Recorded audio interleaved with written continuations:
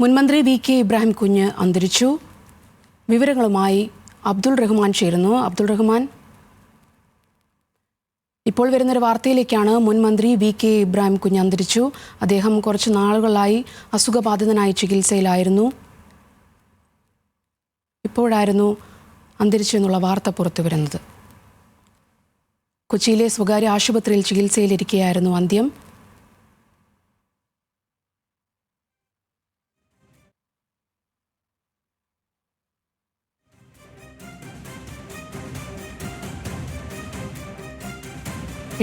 വയസ്സായിരുന്നു.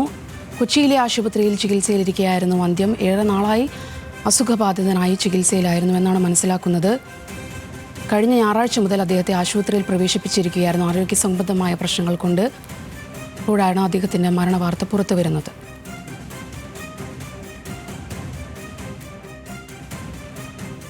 കളമശ്ശേരി മുൻ MLA ആണ് അന്തരിച്ച മുൻ മന്ത്രി വി.കെ. ഇബ്രാഹിം കുഞ്ഞ്. വിവരങ്ങളുമായി അബ്ദുൾ റഹീം ചേരുന്നുണ്ട്. അബ്ദുൾ, വിവരങ്ങൾ പറയാം.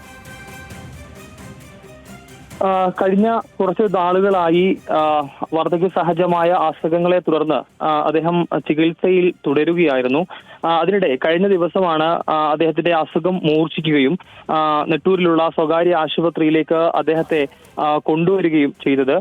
അദ്ദേഹം ചികിത്സയിൽ തുടരുന്നതിനിടെ അല്പസമയം മുൻപാണ് ആശുപത്രി അധികൃതരുടെ ഭാഗത്ത് നിന്ന് അദ്ദേഹത്തിന്റെ നില മോശമാണ് എന്ന തരത്തിൽ മെഡിക്കൽ ബുള്ളറ്റിൻ പുറത്തിറക്കുകയും അതിന് തൊട്ടു പിന്നാലെയാണ് ഇപ്പോൾ മരണവാർത്ത എത്തുന്നത്. നമുക്കറിയാം, കളമശ്ശേരിയിൽ, അത് പ്രത്യേകിച്ച് എറണാകുളം ജില്ലയിൽ ലീഗിന്റെ മുഖമായി മാറിയിരുന്ന ഒരു നേതാവ് തന്നെയാണ് വി.കെ. ഇബ്രാഹിം കുഞ്ഞ് എന്നുള്ളതാണ്.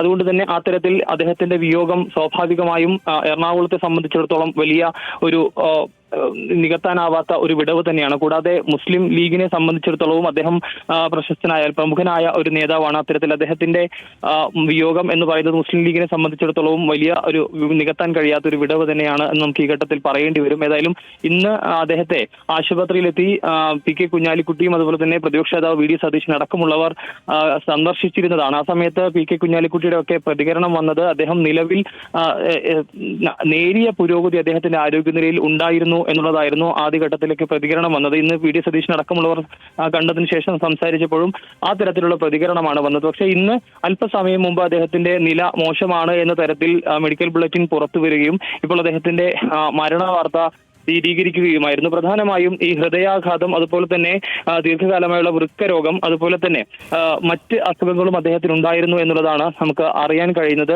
ആ തരത്തിലുള്ള അസുഖങ്ങളെ കാരണം, കുടലിലുള്ള ക്യാൻസർ ഉൾപ്പെടെയുള്ള അസുഖങ്ങൾ കാരണം അദ്ദേഹം ഏറെ നാളായി ചികിത്സയിൽ തുടരുന്ന സാഹചര്യം ഉണ്ടായിരുന്നു. സജീവ രാഷ്ട്രീയത്തിൽ നിന്ന് അദ്ദേഹം മാറി നിൽക്കാൻ തുടങ്ങിയിട്ട് കുറേയേറെ നാളുകളായി.